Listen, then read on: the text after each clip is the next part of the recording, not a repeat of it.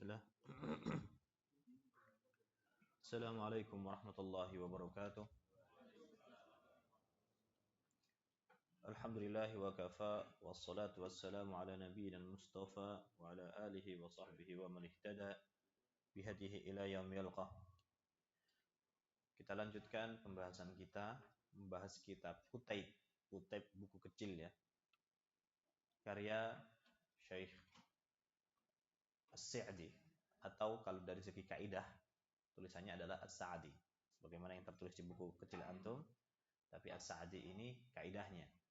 Sedangkan bahasa Arab tidak melulu ikut kaidah. Kaidah bahasa Arab itu adalah sima'i.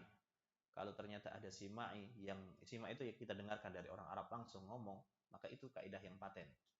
Bukan kaidah yang ditulis di buku. Karena yang ditulis di buku itu karya satu atau dua ulama. Sedangkan kalau sima'i itu ulama satu kabilahnya. Dan orang-orang Qasim menyebutkan As-Sa'di. Meskipun dari segi kaidah bahasa Arab harusnya As-Sa'di. Wallahu a'lam bishawab. Pembahasan ini adalah tentang wasailul mufidah fi masailil aqidah, hal-hal yang bermanfaat untuk bisa membantu kita bahagia. Jadi, apakah yang datang-datang ini belum bahagia? Bukan berarti ya. Karena sejatinya seorang mukmin itu sudah bahagia sejak dia mengenal keimanannya.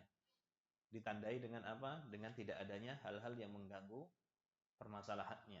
Kalau ternyata ada sesuatu yang mengganggu mentalnya, ada yang mengganggu permasalahan hidupnya, khususnya daripada perasaan, keyakinan dan sebagainya, berarti ada khalal, ada sesuatu yang perlu diluruskan daripada pemahaman imannya, atau ada yang perlu diluruskan dari segi pemahaman beribadahnya. Ujung-ujungnya kepada keimanan, berarti ada yang salah. Itu yang perlu diluruskan. Seperti contohnya, poin yang pertama kemarin yang disampaikan oleh As-Sa'di, yang sudah kita lewati pekan lalu, bulan lalu adalah beramal soleh. Maka beramal soleh ini bagi seorang mukmin adalah kewajiban sehari-hari. Bukan sesuatu yang digunakan untuk mencari kebahagiaan. Ya, kebahagiaan itu adalah salah satu kepastian setelah seseorang beramal soleh. Meskipun nggak bahagia, tetap disuruh beramal soleh kan gitu. Sebagaimana para sahabat ridwanullah alaihim ketika mereka berjumpa dengan Nabi Shallallahu Alaihi Wasallam berbaiat, mereka mengatakan as-sam'u wa ta'ah fil kasli wan nasyad. Siap taat tentunya di atas amal saleh dalam kondisi malas maupun dalam kondisi rajin. Ya, menunjukkan bahwa kalau memang ingin menjalani kehidupan yang nikmat dengan kenikmatan tauhid, ya harus siap selalu beribadah meskipun dalam kondisi malas sekalipun. Bukan musiman. Kalau lagi tinggi hype-nya, lagi FOMO-FOMO-nya ibadah, itu ikutan ibadah. Ibadahnya menurun, ya hilang juga.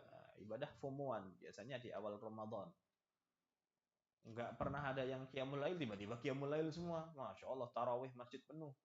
Yang aneh, salat maghrib sepi, salat isya-nya rame. Ternyata mau tarawih. Bahkan mereka nggak mau terlambat salat tarawih.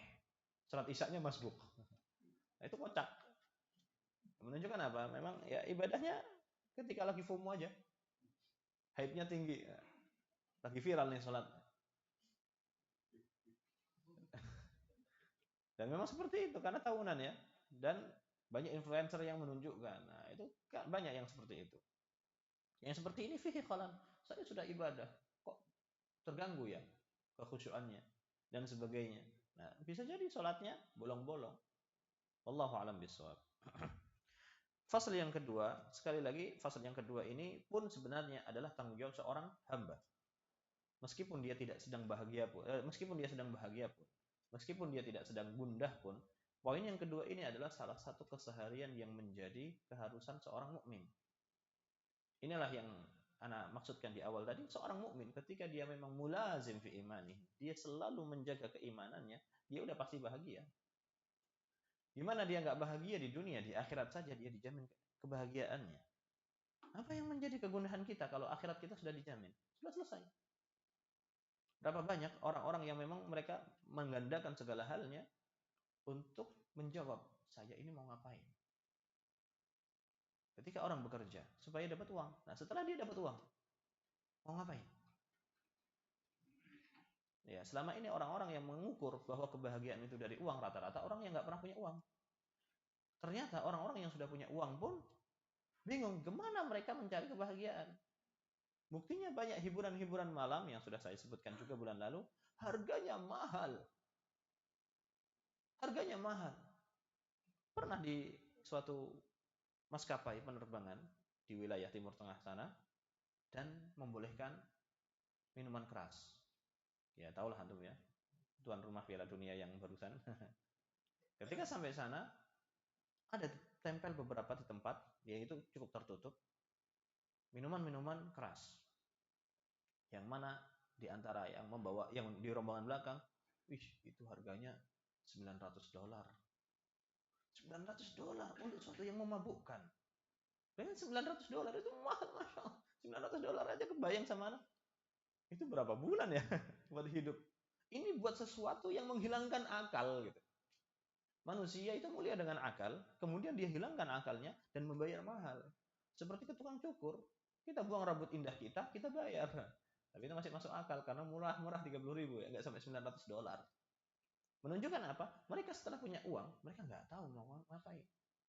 Akhirnya mereka mulai mengakses hal-hal yang berbahaya buat dirinya. Untuk apa? Untuk bahagia. Ikhwatul Islam azani Allah wa iyyakum, karena banyak hal, salah satunya tidak tahu mau ngapain lagi. Kata bapak-bapak atau ibu-ibu kalau di hari libur, gabut nih, kan gitu ya. Masya Allah, emang sudah hafal Quran kayaknya. Sudah hafal hadis, sudah khatam itu kutubus sitah. Oh nggak bisa bahasa Arab, oh berarti sudah selesai itu tafsir bahasa Indonesia. Bisa-bisanya ada gabut gitu kan. Orang yang mukmin, orang yang tahu bahwa waktunya itu dikejar dengan umur, ya dia nggak akan menyisakan waktu kosong. Pagi bangun langsung berangkat kerja, ya sudah disebutkan pekan lalu. Langsung pulang kerja, langsung kajian. Setelah kajian pulang tidur, besok pagi langsung kerja lagi. Seharusnya seperti itu. Karena umurnya pendek. Eman kalau ada waktu dia untuk santai. Sedangkan perjalanan dia menuju kerja itu kan jihad, pahala, mencari maisha untuk keluarganya, mencari ilmu, jihad juga. Jadi meskipun kita hidup di zaman yang aman, kita jihadnya juga mati-matian gitu, mencari nafkah. Nah, setiap waktu yang digunakan untuk memikirkan keluarga itu kan infak, dan sebaik-baik infak itu dikeluarkan untuk keluarga. Lalu apalagi yang membuat pikiran ini kacau? Ya, selain karena memang niatnya yang salah. Dia mencari nafkah tujuannya untuk mencari uang. Uangnya kurang, resah. Kalau seandainya dia mencari nafkah, tujuannya untuk nafkah dan maisha. Maisha itu penghidupan, nggak harus uang. Yang penting bagaimana keluargaku bisa hidup dalam kondisi halal. Ada salah satu nasihat di antara para salaf terdahulu, yang ini cukup menggelitik. Para ibu di zaman salaf, ketika mengantarkan suaminya bekerja, mereka selalu mengingatkan, kasbul halal. Harta halal ya suami. Ingat, ini istrinya ya. Istrinya galak dalam ketaatan. Kasbul halal, karena kami siap lapar dari, karena nggak ada rezeki di dunia, dan kami tidak akan kuat dengan laparnya di neraka. Jangan sampai kami memakan harta yang haram, karena kami kuat untuk nahan lapar, tapi nggak kuat kami nahan lapar di akhirat. Itu Masya Allah, motivasi yang sangat tinggi. Nah, kalau udah dapat nasihat seperti itu dari istrinya misalkan, gimana nggak lapang suaminya berangkat kerja? Oh berarti hasil hari ini nggak usah banyak-banyak, nggak apa-apa. Nggak seperti itu. Ikhwatal Islam, di sini disebutkan min asbabi daf'il qalaqin naji'. An tabatturil a'sab. Di situ sudah ada terjemahannya ya di kutip yang kedua, bab yang kedua. Termasuk di antara sebab yang bisa mengusir kecemasan yang muncul tiba-tiba di dalam diri. Wastighalul qalbi ba'dil mukaddarat, yang mana atau mukaddirat, hati ini tiba-tiba kepikiran dengan sesuatu yang merusak, adalah al-istighalu bi amalin minal a'mal. Nah, tadi ya, poin yang kemarin beramal soleh secara umum. Adapun yang ini adalah al-istighal bi amalin minal a'mal, menyibukkan diri dengan amalan apapun. Menyibukkan diri. Karena sebagian orang memang ada yang kepalanya lebih cepat daripada gerakan tubuhnya. Sehingga ya akhirnya ketika dia mau tidur pun nggak bisa istirahat karena otaknya pikir terus. Nah, ini gimana salah satu obatnya? menyibukkan dengan ketaatan. Ya, itu kaidah anak kecil dipakai ya. Anak kecil yang segera menjelang tidur tapi baterainya full, itu salah satu yang bisa mengganggu pola tidur anak. Gimana caranya? Dibikin capek si anak, dibikin main siangnya. Mana yang bermanfaat buat tubuh si anak? Olahraga, diajak jalan-jalan. Dia kecapean, tidur sendiri. Begitulah dengan kita. Bikin capek tubuh ini. Untuk apa? Untuk suatu ketaatan. Untuk mencari ketaatan. Menambah poin. Umur kita terbatas. Perbanyak ketaatan. Berangkat ke sana kajian, berangkat ke sini kajian. Masih ada kajian, masih ada waktu luang, berangkat. Nanti di ujung malam sudah capek, ya sudah tinggal istirahat. Kalau ternyata istirahatnya harus dijemput sama Allah Subhanahu wa taala, ya berangkat. Kan kita ini kan hidup cuma untuk nunggu meninggal toh. Bukan hanya orang tua.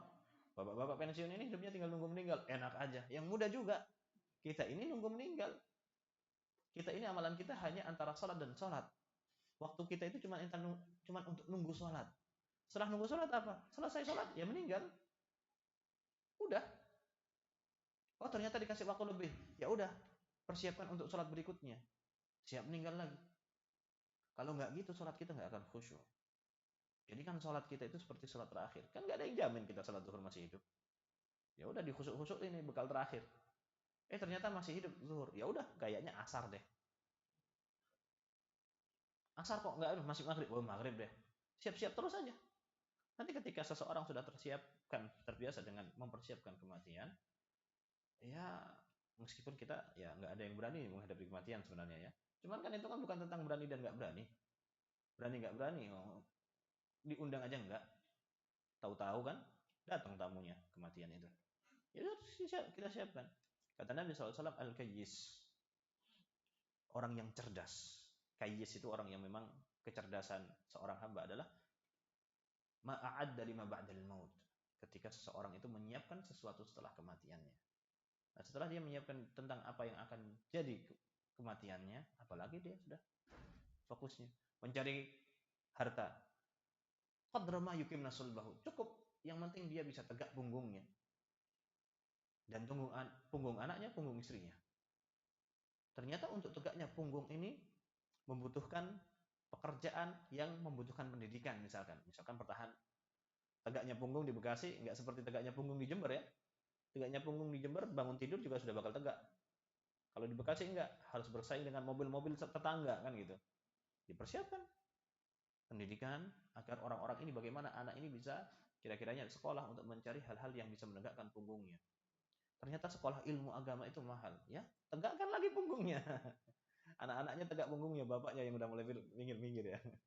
Kok mahal ya SPP. Ala kulli hal. Nah, menyibukkan dengan ini semua, ini yang dimaksudkan oleh Syekh As-Sa'di rahimahullahu taala, al-istighalu bi amalin minal a'mal au ilmin minal ulumin nafi'ah, atau menyibukkan dengan ilmu yang bermanfaat. Dan kita tahu ilmu yang bermanfaat ini sangat besar kaitannya ketika apalagi kita memberikan manfaat itu kepada orang lain. Bisa jadi jariyah. Ternyata sedekahun jariyah butuh bekal yang banyak, butuh dana yang besar. Dari fadlullah yu'tihi man yasha. Yang mana ternyata tidak semua orang mampu bersedekah dengan sedekahun jariyah. Biasanya yang sedekah jariyah ini mahal. Ada yang murah tapi biasanya jangka pendek. Nah, yang panjang susah ya. Yang paling panjang dan gratis ilmu. Sedekah ilmu. Maka kita banyak-banyak mencari ilmu nafi'. Bagaimana kita akan bersedekah ilmu yang bermanfaat kalau kita tidak berilmu? Faqidu syai' la yu'ti. Orang yang kehilangan sesuatu, tidak memiliki sesuatu, tidak akan memberi. Itu kaidah Arab. Maka kita perbanyak ilmu yang bermanfaat, serahkan ke orang-orang setelah kita. Ketika mereka beramal dengan itu ilmu yang akan membuat pahala kita akan ngalir meskipun kita nggak ngapa-ngapain. Lah, ketika kita nggak ngapa-ngapain ini ngapain? Mencari ilmu yang bermanfaat lainnya.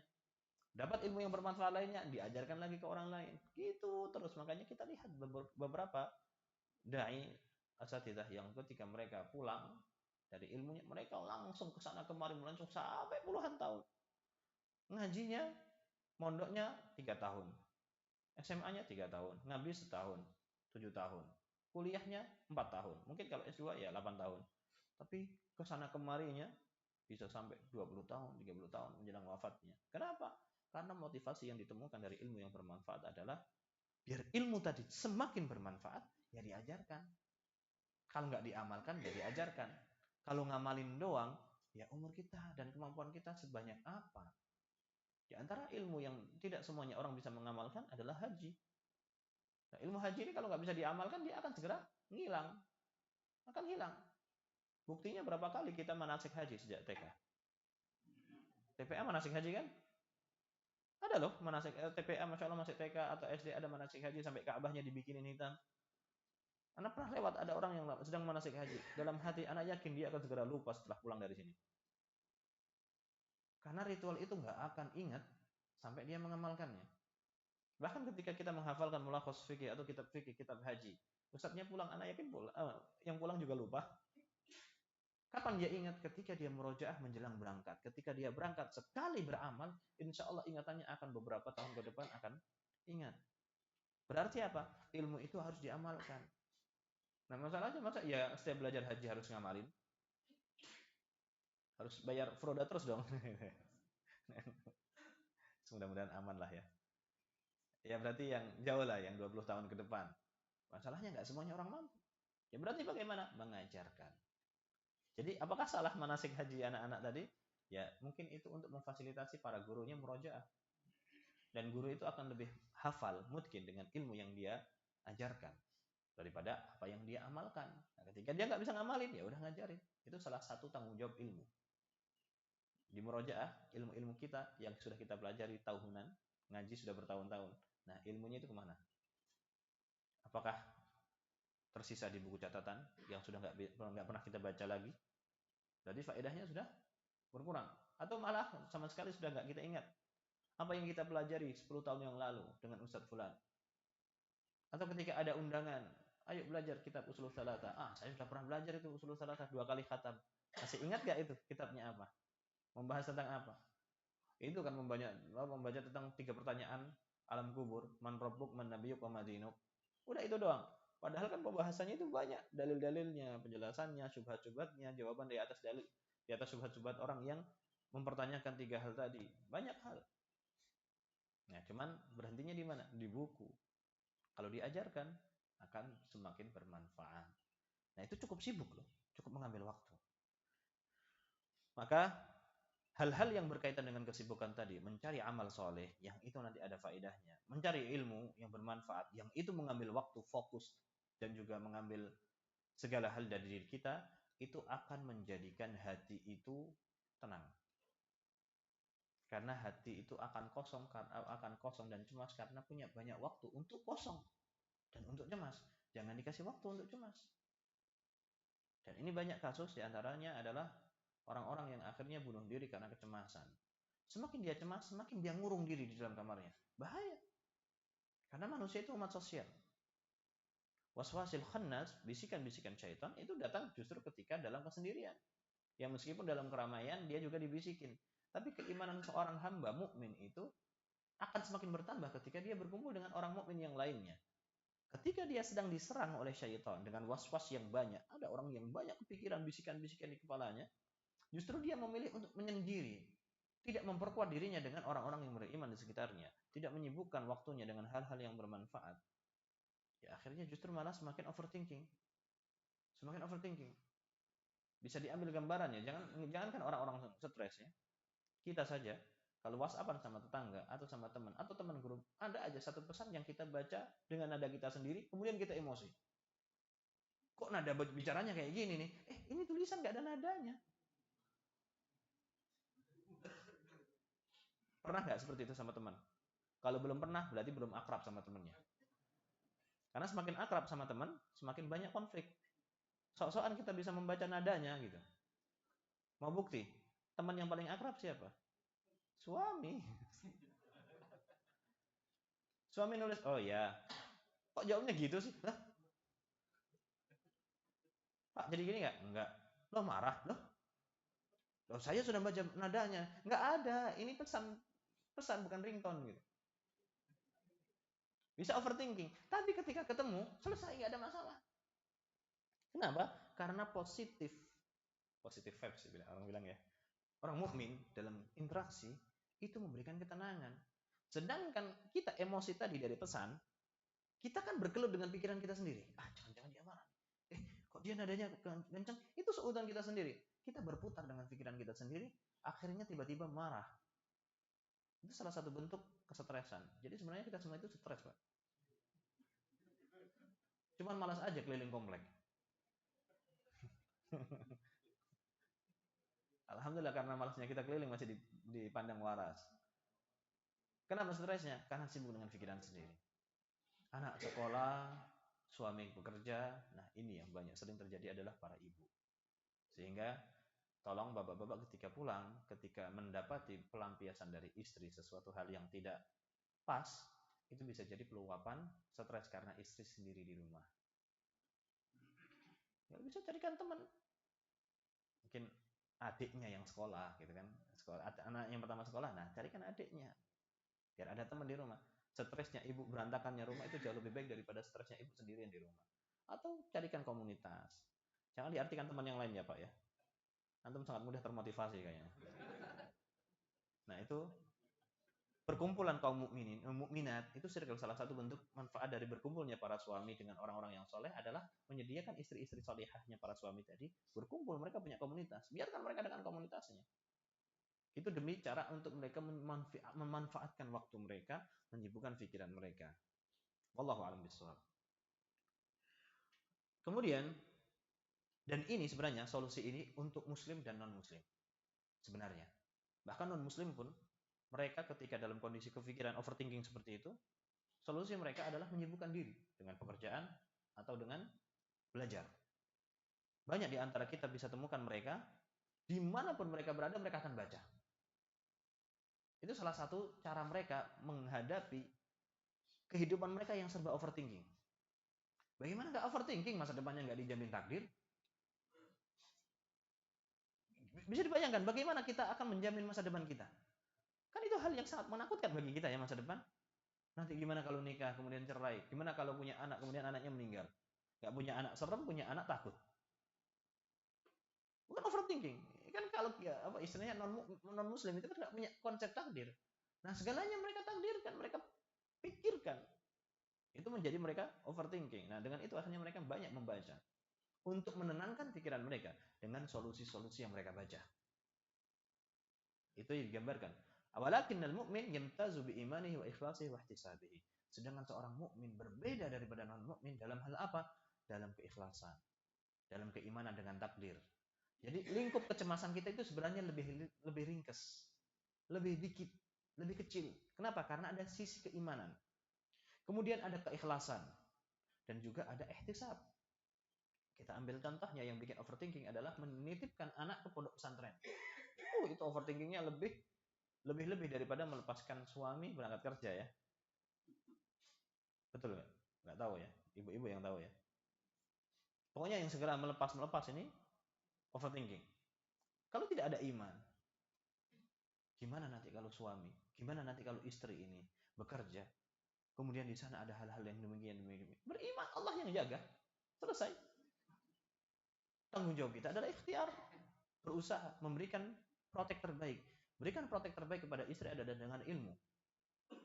Berikan protek terbaik kepada suami adalah dengan alarm ya. Atau apa? Apple Tag ya, AirTag. Atau apapun itu ikhtiar dengan penjagaan. Masing-masing saling percaya dengan kejujuran satu sama lain. Itu ikhtiar. Lalu bagaimana nanti sisanya? Bagaimana terjadi di sana? Itu kan Allah yang ngatur, bukan kita yang bisa ngatur. Kita mau menghindarkan apapun juga kalau madarat datang.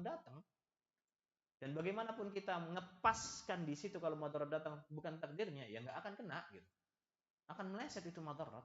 Tergantung dengan Allah yang ngatur. Minta kepada Allah, ya Allah jaga. Selesai sudah. Itu dari keimanan. Wa ikhlas, dan keikhlasan. Kalau wal iyadzubillah ada sesuatu yang tidak cocok, akhirnya si istri atau si suami merelakan pasangannya atau anaknya, bismillah wes itu untuk Allah Subhanahu wa taala. Seperti kesedihan melepaskan anak ke pondok pesantren. Sedihnya kebayang. Tapi ya bismillah. Ikhlas lillahi taala untuk Allah, dapat pahala. Di balik kesedihan setiap hamba yang dilewati, jangankan kesedihan yang berpisah dengan anak atau ada musibah yang lebih besar, Kena duri aja, sakitnya kaki kena duri, itu ada pahalanya. Apalagi sedihnya ketika jauh dari anak. Bosannya di rumah ketika nggak punya anak. Ikhlas. Padahal kan bosan itu kan berpotensi memberikan stres. Ketika kita tahu ikhlas, ini bosannya saya ada pahalanya. Bosan itu ada pahalanya. Gumum, sedih, kepikiran, itu ada pahalanya semuanya. Min hammin wa min ghammin. Dari segala kesedihan, kegundahan, itu ada pahalanya. Ya berarti kan akhirnya kita nggak mempermasalahkan kesedihan itu, kan ada pahalanya. Semakin merucut lagi sebab yang membuat kita itu stres. Kemudian ihtisab. Ihtisab itu mengharapkan rahmat Allah Subhanahu wa taala dan keridhaannya. Selesai semuanya itu sudah. Ala kulli hal. Ini yang membedakan antara seorang mukmin dengan non mukmin. Terlebih lagi ketika dia menyibukkan dengan ilmu lagi, wah semakin besar lagi manfaat yang dia bisa dapatkan. Ikhwatal Islam azani Allah wa iyyakum. Disebutkan di sini paling manjur daripada hati yang gundah dengan amal soleh tadi. Kenapa kok dijelaskan di sini adalah karena sebenarnya hati yang gundah itu adalah perut yang kosong. Obat perut yang kosong itu apa? Makan. Lapar dia. Selesai kelaparannya, selesai kecemasannya dari rasa lapar. Begitu pula dengan hati yang gundah. Hati yang gundah itu dalam kondisi lapar, ruh. Jangan dibawa makan. Jadi kalau stres, itu riling stres. Yang lapar rohnya, jangan dibawa makan. Ya akhirnya over kalori. Perut lapar dikasih makan, rohnya lapar kasih makan juga. Kemudian ketika timbang, perasaan makananku sedikit kok berat-berat aja ya, makannya double. Perut lapar sama perut jiwa dikasih nasi semua. Oh enggak, yang pagi tadi lontong padang, oh beda. Sama aja. Nah, apa makanannya? Ketaatan. Dan ketaatan yang paling besar di sisi Allah Subhanahu wa taala di dalam agama kita adalah ilmu. Nah, tadi setelah kita berbicara ilmu dari sisi mengisi waktunya, kita berbicara dari segi manfaat ilmu. Pahala itu adalah apa yang didapatkan kita dari Allah Subhanahu wa taala di catatan akhirat. Tapi kebahagiaan daripada memiliki ilmu adalah sesuatu yang Allah berikan gratis instan. Instan. Kadang kita bisa jadi nggak tahu apa manfaat ilmunya, tapi faidah dari bahagia ilmunya itu sudah dapat. Dan itu yang Nabi SAW janjikan. Turun di majelis ilmu, salah satunya adalah Allah turunkan rahmat, ghasyiyatuhumur rahmah, wa hafathumul malaikah, wa nazalat alaihimus sakinatu war rahmah. Orang yang duduk di majelis ilmu, meskipun nggak paham apa yang diomongin kajian itu, dia mendapatkan sakinah dan rahmat, ketenangan dan kasih sayang. Malaikat menaungi. Dan Allah menyebutkan nama orang-orang yang duduk di majelis ilmu ya. Bukan di majelis joget-joget. Yang mana itu majelis joget-joget? Insya Allah antum paham. Majelis yang dibahas di situ ilmu dalil Al-Quran dan Sunnah. Ketenangan itu turun. Nah, belum paham hadisnya. Ketenangan sudah turun. Kenapa? Karena turun di majelis ilmunya. Jadi kalau banyak pikiran, gundah gulana, stres, itu bukan kurang piknik, kurang ngaji. Padat jadwal, bosan, ayolah kita jalan-jalan. Mau sebelum jalan-jalan mungkin ke taman wisata atau perumahan wisata, datang dulu ke legenda ngaji dulu. Setelah ngaji coba masih stres apa enggak? Kalau memang masih stres, memang berarti modus pengen jalan-jalan. Tapi rilis stresnya itu adalah kajian. Mau bukti? Pertanyaan, para sahabat Nabi Ridwanullah alaihim 10 tahun sejak Nabi hijrah ke kota Madinah, mereka adalah kaum yang paling bahagia. Jalan-jalan kemana mereka? Kota Madinah ada pantainya, oase aja nggak ada, sumur pun sedikit, itu pun berebut sama orang Yahudi. Makan aja susah, mau mikir jalan-jalan. Sekalinya jalan-jalan kemana? Perang. Nggak tambah stres itu? Oh jangan kira, mereka kaum mukminin imannya kuat, iman perang mah senang-senang aja. Oh enggak. Allah pun berfirman, Apa yang kalian sukai? Asa an tuhibbu syai'a wa huwa syarrul lakum wa asa an takrahu syai'a wa huwa khairul lakum. Bisa jadi sesuatu yang kalian cintai itu ternyata bahaya. Bisa jadi sesuatu yang kalian benci ternyata itu yang baik. Itu apa yang dimaksudkan? Perang. Para sahabat itu diminta perang, mereka juga berpikir ya perang lagi. Turunlah ayat ini. Bisa jadi yang kalian benci dalam peperangan itu adalah khairul lakum, keamanan setelahnya, keamanan untuk anak cucu ke depannya. Karena ini faktanya mereka berangkat perang itu untuk menghalau orang-orang yang mau menyerang kota Madinah. Akhirnya mereka berangkat dengan ihtisab. Itu kalau orang imannya lemah berangkat perang stres. Perang loh ini, berangkat kerja aja kepikiran anaknya di rumah. Ini berangkat perang, yang berarti bisa jadi nggak pulang lagi. Ala kulli hal, tapi mereka tetap menjadi pribadi-pribadi yang paling bahagia di muka bumi. Bahagia dalam hal apa? Dalam ketaatan mereka. Ilmu tadi memberikan kebahagiaan. Dan dua hal dalam kaidah salaf yang bisa memberikan pemiliknya itu kecanduan. Harta dan ilmu. Dua-duanya itu memberikan kecanduan. Di sisi mana kita? Kalau kita nggak kecanduan ilmu, biasanya kecanduan harta. Nah, kalau kita nggak menikmati harta, jangan-jangan selama ini kita kecanduan ilmu. Kok kita stres, cari harta nggak dapat, rilis stresnya, ya, nggak dapat, berarti jangan-jangan kita itu candunya kepada ilmu. Coba belajar. Bahkan orang-orang kufar, mereka itu ada yang rela hidup miskin demi bisa beli buku. Ya, kalau nggak salah anak sempat cerita di sini Al-Jahil, pimpinan Mu'tazilah Jahiliyah, yang mana dia sesat dengan pemikirannya karena terlalu banyak otodidak. Tapi salah satu cara dia mencintai ilmu adalah dia akan ngontrak tempat-tempat percetakan buku dan semua buku ulama yang ada di situ dia baca sendirian. Dia tutup semuanya. Bahkan kalau dia sedang baca bisa lupa makan. Banyak ketika lagi baca dia diingatkan, ingat makan biar karena dia sudah mulai terkenyangkan dengan ilmu pengetahuan. Nah, apakah kita sudah ada di titik itu? Ada loh orang teman-teman di sekitar kita yang bahkan sudah tua tetap masih kuliah aja, sekolah aja. Gelarnya itu paling jentrek banyak. Dia nggak sedang cari gelar, dia sedang cari suasana belajarnya. Gimana pekerjaanmu? Nggak apa-apa, yang penting kuliah dulu. Ada loh orang yang seperti itu pola pikirnya. Kenapa? Karena memang ilmu itu memberikan kebahagiaan tersendiri. Apalagi kalau itu ilmu agama. Apalagi ketika mendapatkan ilmu agama itu adalah ketaatan. Double manfaatnya. Itu yang ingin ditegaskan oleh sang mu'allif rahimahullah ta'ala di sini adalah belajar atau ilmu yang bermanfaat. Nah, ilmu itu termasuk di antara amal soleh tadi. Ikhwatal Islam azani Allah wa iyyakum wa mimma yadfa'u bihil ham wal qalaq, termasuk di antara sesuatu yang bisa mengusir kecemasan dalam jiwa yang membuat kita enggak bahagia adalah pertama kita harus mengenali sebabnya. Sebabnya apa kok kita bisa stres itu? Disebutkan oleh sang mu'allif di sini yang membuat kita stres kebanyakan. Dan ini biasanya mayoritas. Yang menjadikan orang stres itu adalah mengumpulkan 3 hal di dalam otaknya.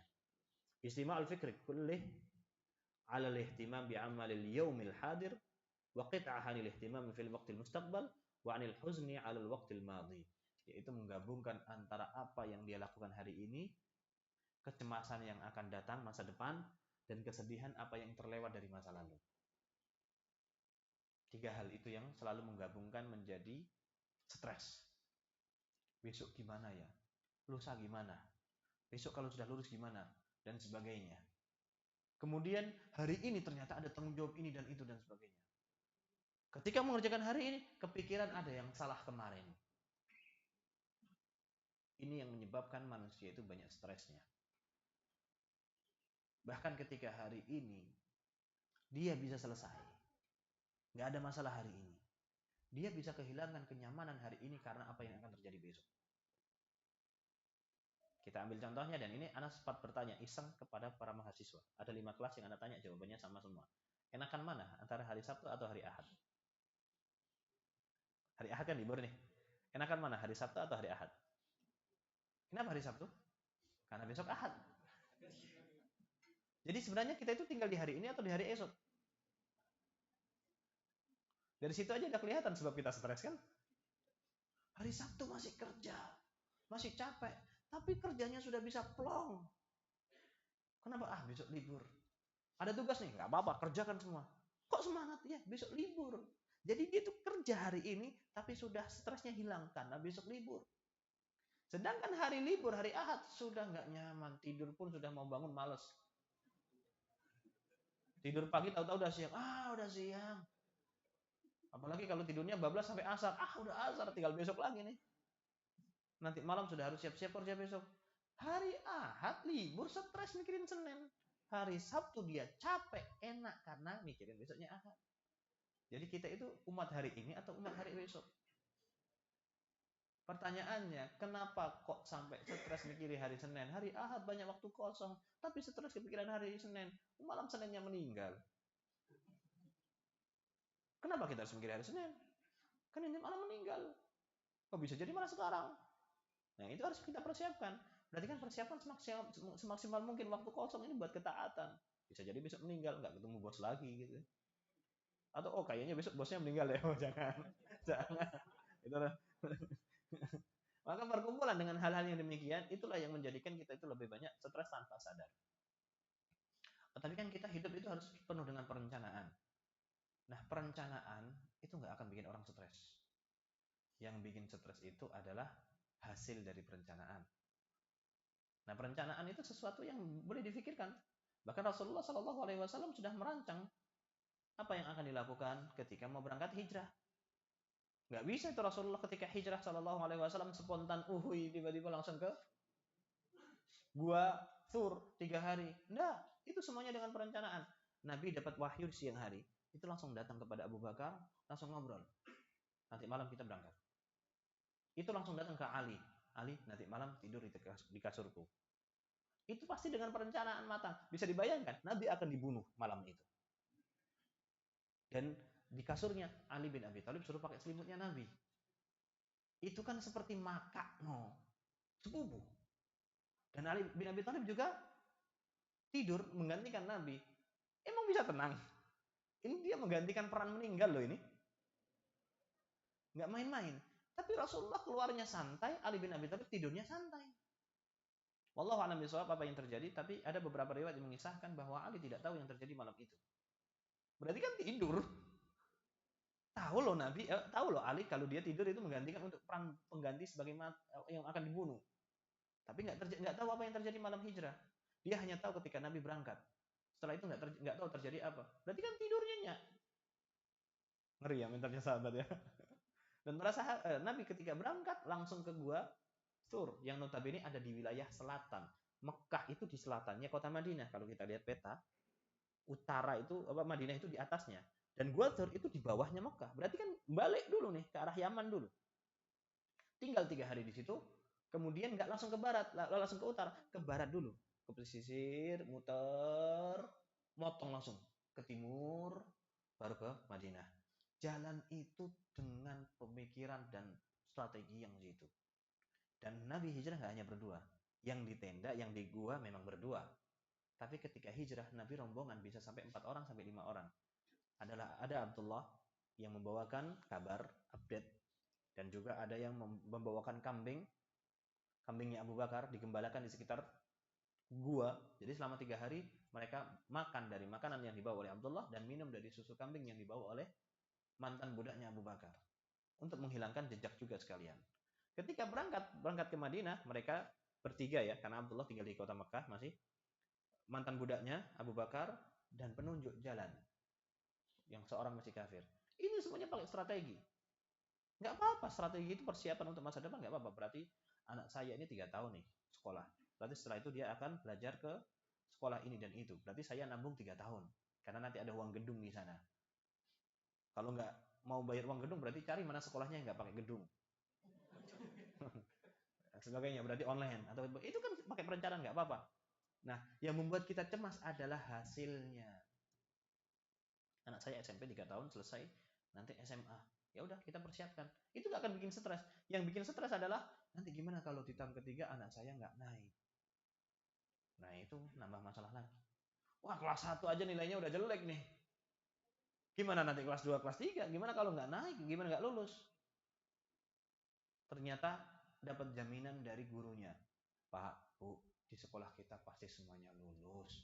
Tenang langsung. Lah, dia merasa tenang dengan jaminan guru, tapi nggak tenang dengan jaminan Allah yang menjamin masa depan. Nah, kan seperti itu. Satu stres hilang kan? Karena anak saya ini pasti jelek-jeleknya nilai tetap lulus. Yang penting SPP lancar kan gitu kan.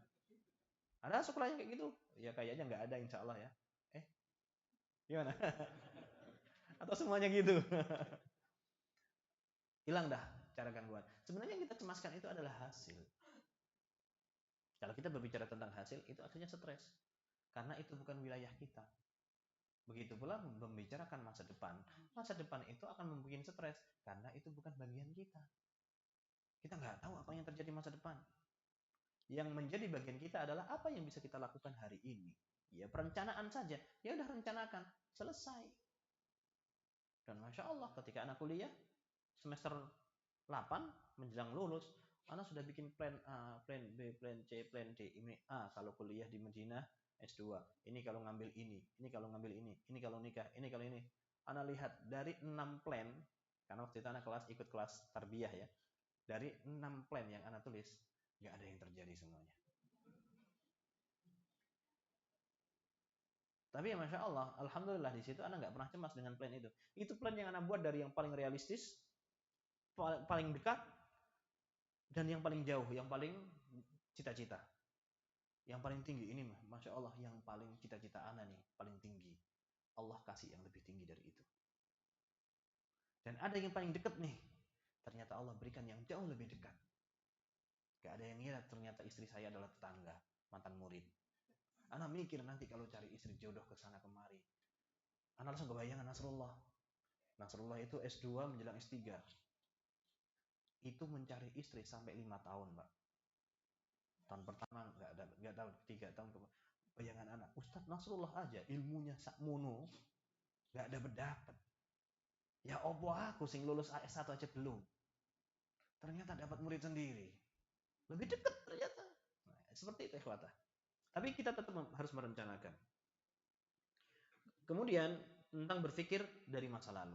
Masa lalu itu adalah ilmu untuk kita jadikan modal hari ini. Bukan untuk kita banyak pikirkan. Jangan dilupakan masa lalu. Karena itu ilmu. Hari ini kita adalah apa yang terjadi masa lalu. Tapi jangan terlalu banyak melihat masa lalu. Sehingga akhirnya kita futur di hari ini. Kadang kita itu merasa nggak pede hari ini karena kejahatan masa lalu. Atau kita hari ini nggak pede karena pencapaian kita masa lalu yang kurang. Lah, kita hidup hari ini, bukan kemarin. Selama hari ini kita mampu, dan masa lalu kita nggak mampu, ya lupakan. Jangan terlalu banyak lihat spion. Tabrakan. Tapi ya sesekali lah kita butuh melihat spion. Itulah fungsinya kaca spion lebih kecil daripada kaca depan mobil. Biar yang dilihat itu yang lebih gede. Kalau melihat yang gede, terus spionnya dijual aja. Nah, kita butuh melihat ke belakang. Sesekali melihat ada nggak sesuatu yang akan membahayakan kita dari belakang. Tapi kalau melihat belakang, terus yang depan ini lebih bahaya kan gitu. Jadi lihat natap masa depan, masa lalunya digunakan ilmu. Ini yang dikatakan oleh sang muallif. Fal huzn anil umuril madiyah allati la yumkinu radduha wal istidrakuha. Wal hammu alladhi yahdutsu bisababil khauf min al mustaqbal. Sehingga disebutkan dalam bahasa Arab al-hammu wal hazn atau wal huzn. Huzn itu adalah kesedihan di masa lalu. Wal hammu itu adalah kecemasan masa depan. Nah, di hasyiah nggak tahu kalau di kitab antum ada nggak di footnote-nya. Ada hadis Nabi Shallallahu alaihi wasallam mengajarkan kita doa agar tidak kepikiran masa depan dan masa lalu. Allahumma inni a'udzubika minal hammi wal hazan wal ajzi wal kasal wal bukhli wal jubn wa dhala'id daini wa ghalabatir rijal. Ini ada di pagi petang ya?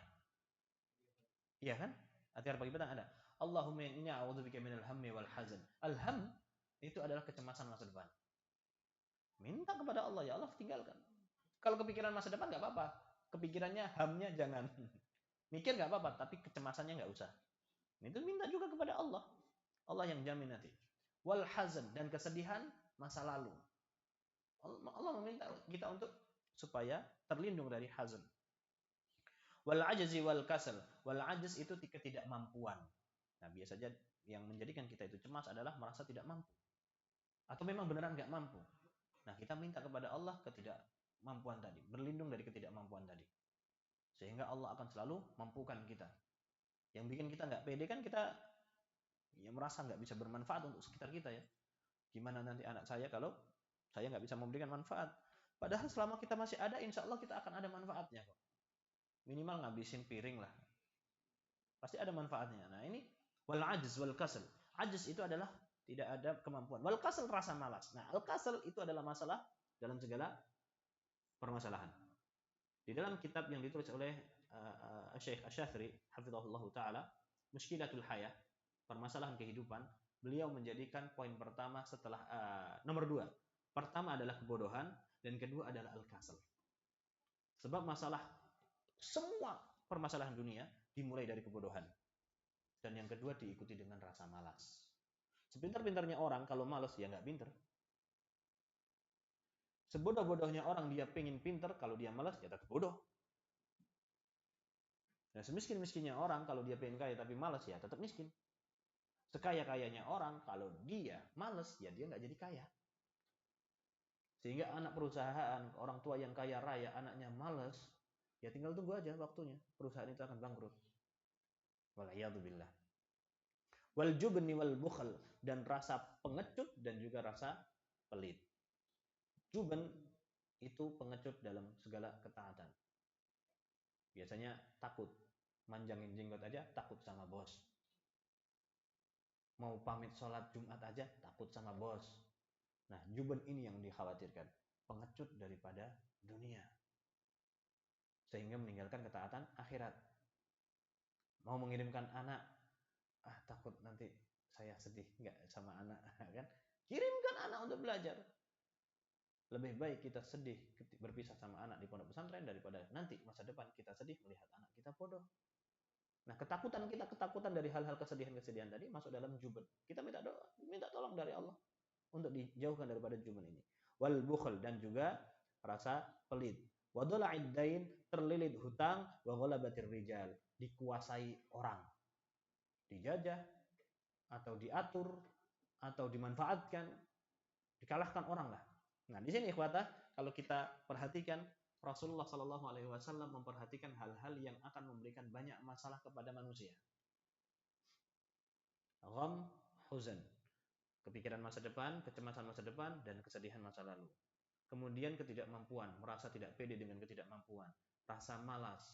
Rasa malas itu juga yang banyak membuat orang cemas karena malas. Wal juban, penakut. Wal bukhl, rasa pelit. Wa dhala'id dain, terlilit hutang. Wa ghalabatir rijal, diatur sama orang, dikuasai sama orang. Ini 8 sifat terbesar, sifat sebab tersebar orang itu kepikiran. Jadi ya solusinya ya minta doa kepada Allah dan selesaikan masalahnya. Terlilit hutang ya masalahnya bayar.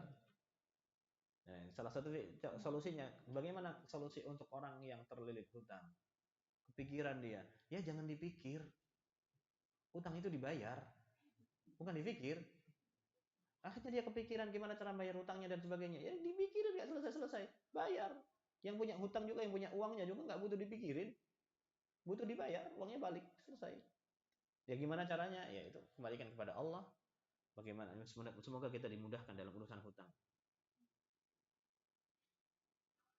Ikhwatul Islam azani Allah wa iyyakum, maka yang menjadi pembahasan di sini adalah kita fokus memaksimalkan apa yang menjadi jatah kita. Apa yang menjadi daerah kita, apa yang menjadi wilayah kita, apa usaha ikhtiar di hari ini. Itulah kenapa kata Allah kata Nabi Shallallahu Alaihi Wasallam, ihris ala ma yanfa'u, wasta'in billah, wala ta'jiz.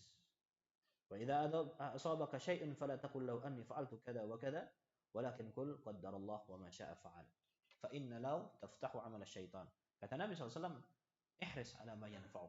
Semangatlah apa-apa yang bermanfaat buat kita. Berarti untuk hari ini.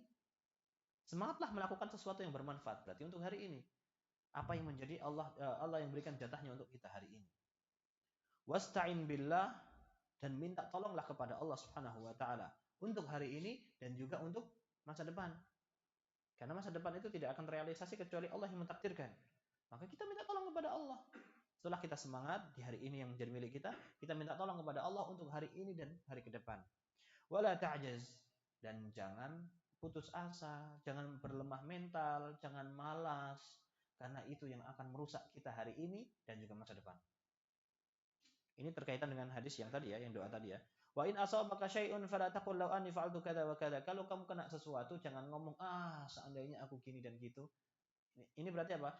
Larangan terlalu banyak menginterupsi masa lalu. Larangan terlalu banyak menginterupsi masa lalu. Itu sudah terjadi, nggak bisa diapa-apain. Macet, seandainya aku lewat sana. Nggak bisa kemudian tiba-tiba mobilnya lewat sana. Ya udah, macet mah macet. Apa yang bisa dilakukan sekarang? Sabar.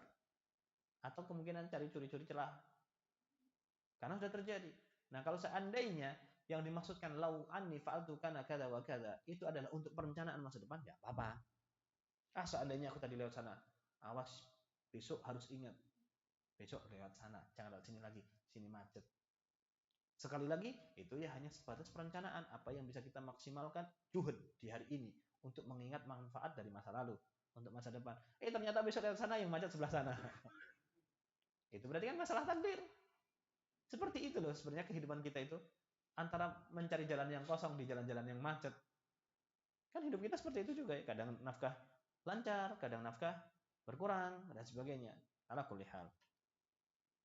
Maka ketika kita tertimpa sesuatu di masa lalu, jangan ngomong, seandainya aku begini. Walakin kul qaddarallah wa ma syaa fa'al. Semuanya sudah takdir Allah dan semuanya terjadi sesuai takdirnya. Fa inna law taftahu amal syaitan, karena ucapan law itu akan membuka pintu syaitan. Itu akan membuka pintu syaitan. Kenapa? Seandainya kita bisa balik ke masa kecil. Apa yang mau dirubah? Ketika antum balik ke masa SMP, apa yang antum rubah? Misalkan seandainya nih, pertanyaan bapak-bapak, kembali ke masa pencarian jodoh. Mau dirubah nggak jodoh yang sekarang? Nggak berani jawab ya Pak ya? Misalkan mau nyari istri, sebelum ketemu istri yang sekarang Pak ya, mau cari siapa Pak? Fa inna lau taftahu amal syaitan. Kayaknya pembahasan kita ini akan membuka hiruk rumah tangga ya. Jawabannya adalah, ya nggak mungkin. Karena istri yang Allah kirimkan kita hari ini adalah istri yang terbaik. Kita mau jungkir balik, istri kita yang datang. Ini kayaknya nggak tepat kalau untuk suami. Lebih tepatnya untuk istri. Istri mau jungkir balik, tetap suami juga yang lamar. Gitu. Wah, coba yang ganteng lebih ganteng dikit lah. Ya udah itu takdirnya yang terbaik. Kan lebih baik yang pas-pasan tapi panjang umurnya ya daripada yang ganteng ternyata meninggal tahun depannya. Cepat jadi jandanya kan gitu. Kan kita nggak tahu apa yang terjadi. Bahkan dalam hal yang lebih ketaatan daripada kita berpikir bagaimana kalau seandainya aku hidup di masa itu, bagaimana kalau seandainya aku masa lalu mencari istri, apakah mencari istri yang lain dan sebagainya. Itu sesuatu yang nggak mungkin. Bahkan dalam hal yang berkaitan dengan ketaatan pun nggak boleh. Misalkan, seandainya aku hidup di masa Nabi bisa berjumpa dengan Nabi. Indah tidak? Indah kan? Cuman pertanyaannya, kalau kita hidup di zaman Nabi Shallallahu Alaihi Wasallam, kita ini memang kita pinter, bisa membedakan mana Nabi Muhammad yang benar dan yang tidak. Kita bisa bahasa Arab, bisa menikmati Al-Quran bahwa itu mukjizat. Abu Jahal aja pinter, dia bisa menikmati Al-Quran. Ketika Rasulullah membaca surat An-Najm dan sujud, Abu Jahal ikut sujud. Kenapa? Karena paham bahasa Arab. Kita ini yang baca Al-Quran kadang-kadang ngantuk karena nggak paham artinya, ya nggak akan sama dengan Abu Jahal. Abu Jahal aja matinya kafir. Padahal dia pinter. Emang kita bisa lebih pintar daripada Abu Jahal? Ya gimana kita? Kalau kita baca sejarah bagaimana mereka masuk Islam, mereka itu terpesona dengan keajaiban Al-Quran yang dibawa oleh Nabi SAW. Apakah kita akan terpesona dengan bacaan Nabi sedangkan Al-Quran di sisi kita nggak pernah terpesona? Apakah kita akan menikmati bacaan Nabi ketika kita mendengarkan bacaan imam-imam kita saja, kita pilih mana yang suaranya yang enak? Bukan mana yang bacaannya tartil, tapi mana yang suaranya enak. Suara yang kita cari, bukan Al-Qurannya. Ya berarti Abu Jahal aja kufur. Bisa jadi kita lebih parah. Na'udzubillah.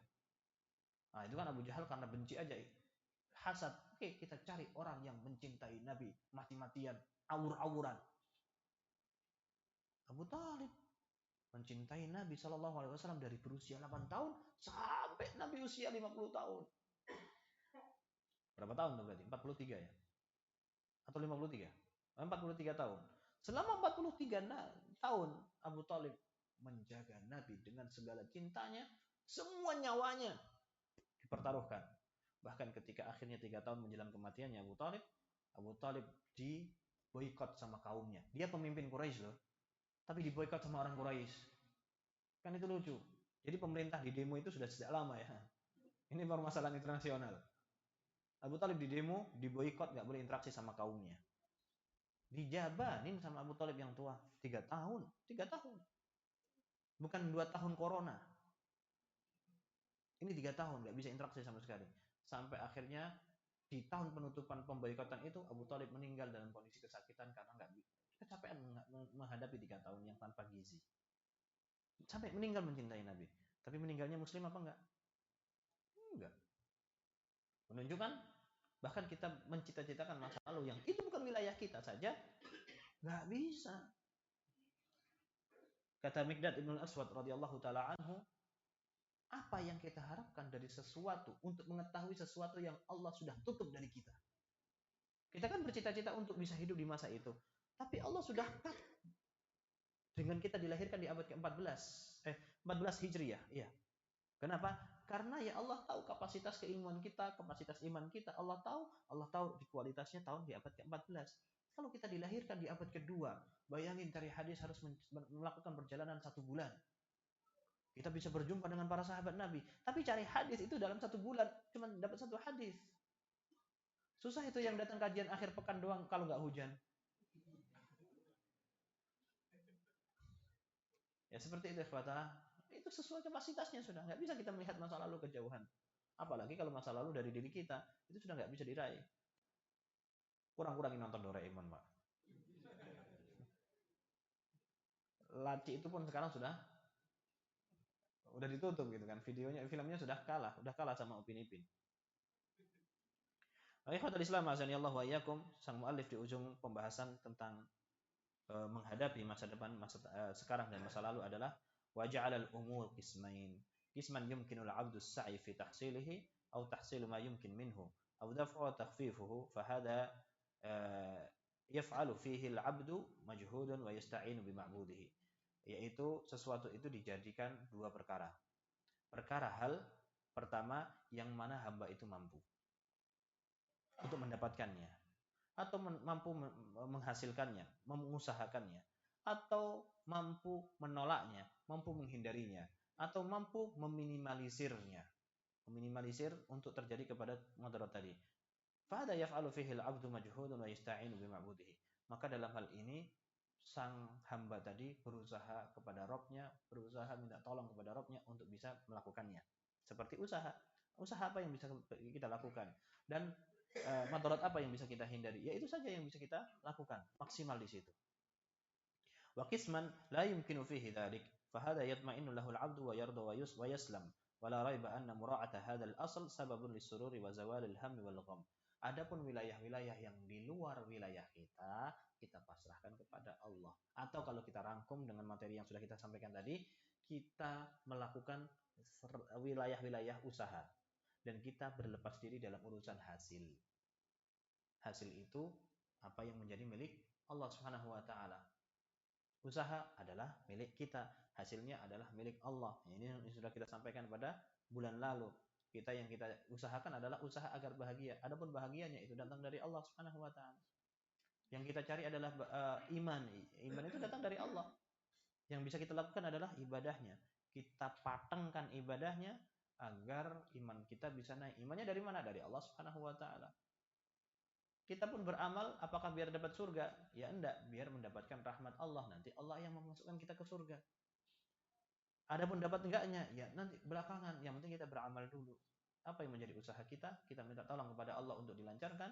Dan apa yang sudah itu menjadi di luar kemampuan kita, yaitu berbicara tentang hasil, yaitu kita pasrahkan kepada Allah. Insya Allah selesai. Meskipun itu dalam ketenangan ya. Ya, ini kemarin sempat ngobrol sama Pak Bobby, Abu Abdillah yang di Masjid Mu'ad, anaknya pengen ke Madinah. Nah, kayak kayaknya putra-putra antum juga pengen ke Madinah kayaknya. Jangankan anak antum, kayaknya antum juga pengen anak antum ke Madinah ya. Biar nanti, kemana Pak? Ngunjungin anak. Wah, ke Madinah. Keren banget itu. Insya Allah. Tapi ingat, ke Madinah itu bisa sampai ke sana adalah suatu hal hasil, yang berkaitan dengan hasil. Ya, jangan jadikan masuk dalam strategi pembelajar. Maksudnya jangan dijadikan dalam lingkup waktu kita. Tahun 2027 kemana? Ke Madinah. Karena anak kuliah di sana. Ya, jangan dimasukkan dalam timeline hidup kita. Jangan dimasukkan langsung ke perencanaan. Yang dimasukkan perencanaan itu adalah usaha agar bisa masuk ke Madinahnya. Masalahnya masuk Madinahnya itu kan kaitannya hasil. Ya berarti ya hasil ini pasrahkan kepada Allah. Semoga lancarkan usahanya, dan juga jangan terlalu membebani anak. Kamu harus belajar dapat ini dan itu biar keterima Madinah. Karena khawatirnya kalau nggak keterima, naudzubillah min dzalik. Anak punya beberapa teman yang bahkan futur sampai akhirnya masuk ke kuliah umum. Padahal penghafal Quran, mungkin lomba-lomba. Orang Bekasi lagi. Gak usah dicari ya. Mondok sampai mungkin hafalannya. Lomba-lomba pun menang. Yang lokal-lokal ya, maksudnya yang Semarang menang dan sebagainya. Pengen ke Madinah. Ternyata qadarullah ma syafa'al gak keterima. Tahun kedua, tahun ketiga, tahun keempat, futur akhirnya. Gak mau belajar lagi, akhirnya ngambil ilmu umum. Karena, dan itu curhat. Ngobrol kan. Kok milih umum, kenapa? Anak gak mau ketika anak belajar, kemudian dapat kabar teman-teman anak lulus dari Madinah. Itu sakit hati anak baca. Kok seperti itu? Isenglah ngobrol sama keluarganya. Ternyata keluarganya dari awal memotivasi anak pingin anak saya Madinah. Jadi si anak ini merasa meskipun bapaknya akhirnya ya udah anak nggak keterima Madinah, itu kan makin sakit hati ya. Karena si anak berusaha ingin membahagiakan orang tuanya, akhirnya dia kecewa dengan pencapaiannya. Padahal itu bukan pencapaian, itu hasil. Itu hasil dari Allah Subhanahu wa taala. Pencapaian dia adalah apa yang dia hasilkan usaha dari usahanya. Ilmunya, hafalannya, mungkinnya dan sebagainya. Itu harusnya yang bisa menjadi kebanggaan orang tua. Cuman itulah kadang-kadang orang tua berekspektasi kepada anaknya jauh lebih tinggi dari hasil, melangkahi hasilnya. Waliyadzubillah. Dan itu akan berbahaya buat mental si anak untuk berikutnya. Mungkin itu yang bisa Anda sampaikan. Jazakumullah khairan katsira. Afwan kalau dalam penyampaian Anda ada salah. Wallahu waliyut taufiq. Subhanakallahumma wa bihamdika asyhadu an la ilaha illa anta astaghfiruka wa atubu ilaik. Wassalamualaikum warahmatullahi wabarakatuh. Kalau mungkin ada yang mau disampaikan, monggo.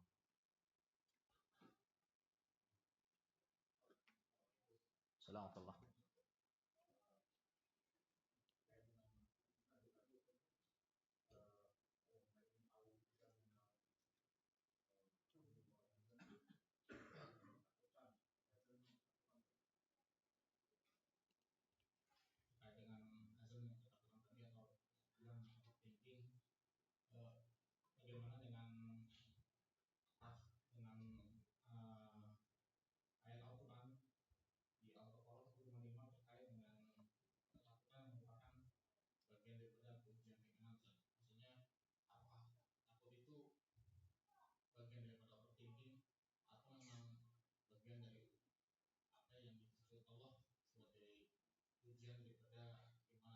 Ayo. Baik. Wallahu a'lam bishawab. Tapi rasa khauf itu, rasa takut itu ada sesuatu yang di luar kontrol.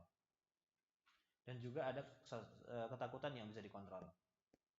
Nah, ketakutan yang dikontrol yang bisa diminimalisir dalam usaha, misalnya ya, yang ini dalam pembahasan kita yang terakhir, poin terakhir, sesuatu yang bisa kita usahakan, atau kita hindari, atau kita minimalisir, kita lakukan.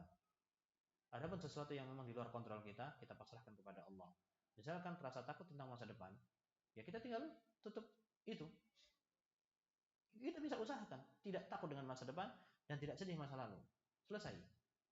Kemudian kalau bisa ternyata nggak bisa hilang, bisa diminimalisir. Ya minimalisir. Misalkan kehilangan anak, itu kesedihannya bisa dibayangkan ya. Orang tua kan begitu sayang kepada anaknya.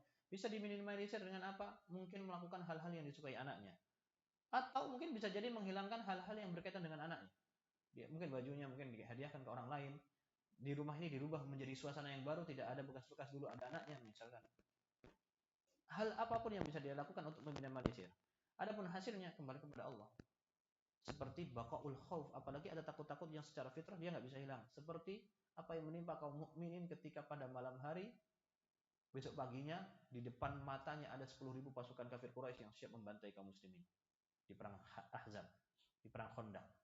Itu diceritakan oleh Hudzaifah bin Yaman pada suatu malam yang dingin, angin kencang, ya, mereka terbiasa malam hari di dalam rumah, tapi mereka harus bertahan di balik parit. Dan di depan itu ada 10.000 pasukan Abu Sufyan. Di belakang ada Bani Quraidah yang siap berkhianat. Nah, ketakutan itu adalah sesuatu yang akan diganjar oleh Allah Subhanahu wa taala. Apa yang bisa mereka lakukan para sahabat menghalangi ketakutan itu? Ya dengan kekuatan. Nah, mereka sudah full kekuatan di situ. Cuma dengan 3.000 pasukan yang di situ ada anak-anak dan orang tua. Satu-satunya ikhtiar mereka, ya mereka lakukan dengan menggali parit. Mereka bertahan di balik parit. Nah, sekarang ada Bani Quraidah di belakang. Apalagi sudah selesai. Maka rasa takut itu benar-benar memasuki bagian kaum muslimin di dalam hatinya. Itu yang akan diberikan pahalanya di luar kemampuan. Bahkan kondisinya adalah bahkan orang-orang munafikun mengira yahsabunal ahzab lam yadhhabu. Mereka mengira saking ketakutannya, mereka mengira orang-orang sekutu 10.000 di depan orang itu mereka belum pulang, sehingga mereka akhirnya izin. Ya Rasulullah, kita harus meninggalkan perbatasan ini. Inna buyutana aurah wa ma hiya bi'aurah. Mereka orang-orang munafik ini minta pulang. Ya Rasulullah, kita pulang karena di belakang kota Madinah ini ada orang Bani Quraidah yang siap nyerang. Rumah kita kosong, gak ada penjagaan. Wa ma hiya bi'aurah, padahal ya nggak kosong. Kan di dalam kota Madinah itu kan ada perempuan-perempuan yang angkat senjata juga. Oh, pendekar-pendekar juga ibu umatnya di situ. Tapi saking mencekamnya sampai mereka mengira bahwa orang-orang sekutu itu mereka masih ada. Sampai akhirnya mereka pamit untuk pulang. Padahal iyakun illa firara. Yang mereka lakukan itu cuma ingin kabur dari pertempuran. Orang munafik itu gambarannya. Orang munafik tetap orang mukminnya tetap di samping Nabi melawan ketakutan itu. Akhirnya Rasulullah Shallallahu Alaihi Wasallam mengutus Hudzaifah bin Yaman untuk mata-matai apa yang terjadi di sana. Pertanyaannya, ini di sini aja ketakutan, apalagi ngirim Hudzaifah untuk masuk ke sana. Kan lebih nakutin lagi. Itu Nabi nanya, siapa yang mau berangkat ke sana untuk memata-matai? Fa innahu ma'i yaumil qiyamah. Dia akan bersamaku di hari kiamat, atau ma'il jannah. Di surga nanti bersamaku. Diam semua para sahabat. Ya kondisinya seperti itu, ketakutan.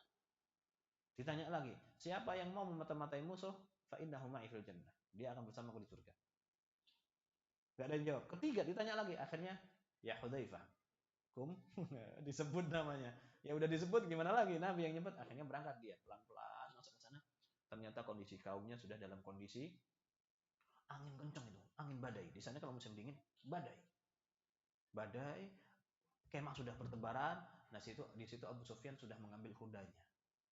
Meminta semua, ya ma'syar Quraisy, pulang semuanya. Aku pun akan pulang.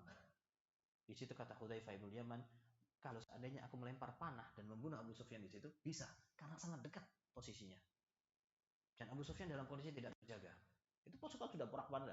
Akhirnya mereka pulang. Kata Hudzaifah bin Yaman, kalau seandainya aku nggak mengingat perintah Nabi, aku hanya disuruh mata-matai, sudah aku bunuh itu Abu Sufyan.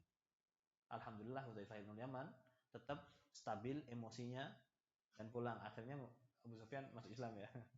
Ala kulli hal, itu kondisi ketakutan yang di luar kemampuan, nggak mungkin akhirnya bisa mengontrol ketakutan dalam seperti itu kan. Makanya seperti itu rasa takut yang akan diberikan pahalanya oleh Allah Subhanahu wa taala. Wallahu a'lam bishawab. Cukup ya? Udah mau goes keburu siang. Atau mungkin ada di akhwat ada mic ya? Mungkin akhwat ada pertanyaan?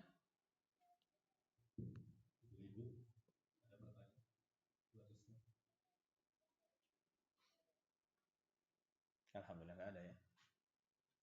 Alhamdulillah berarti sudah jelas. Semoga. Jazakallah khairan katsira. Assalamualaikum warahmatullahi wabarakatuh.